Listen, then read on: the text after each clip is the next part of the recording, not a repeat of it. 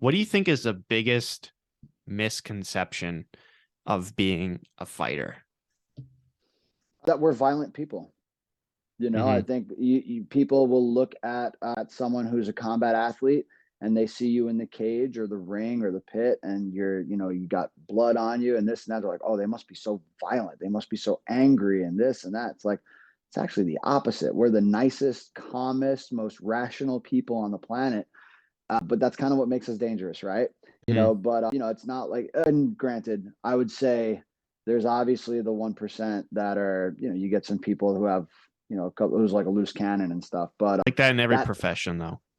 exactly, like, Yeah. unfortunately, that stuff happens. There's bad people everywhere, and you can't avoid that. But I would say a very large percentage of the people I've come across in professional sports are awesome people, super humble, really nice, very giving, right? And it's just like, this is just sport. It's just a job. And like, yeah, it can be violent at times, but it's hard to explain to people who don't ever train or go through something like that. They're like, well, how could you do that? Even like, I see people all the time, they ask me, they're like, well, you're a doctor, like you have a degree, like you have a life, you have a family. Why do you do that? Aren't you afraid, like, for your brain? I'm like, no, I train really hard. Like, I do this the right way, but I'm not a violent person. I'm super, Mm. like, like, if I was such a violent person, I wouldn't want to have a conversation with you. You know No. what I mean? Yeah. On a Tuesday morning. So, it's just like, I just treat people with respect, and I can take that and separate. So I think that's the biggest misconception. And even with this is like the sad part. Like, I wish more people would get their kids involved with some type of martial art early,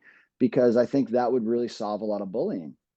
And Absolutely. and all the issues. It's like, you need to go through those hardships as a kid to learn, like, hey, you can't act that way. Like, there's consequences. It's always the kid who's never been through anything that's the biggest bully. It's like, it's never the kids that do martial arts. Like, just because I go punch and kick a bag doesn't mean I'm going to punch and kick other kids. It's the opposite. Mm. Because when I go to sparring class, if I'm a jerk, there's going to be a bigger, badder dude in there than me, and it's like, Hmm. ooh, I can't do that.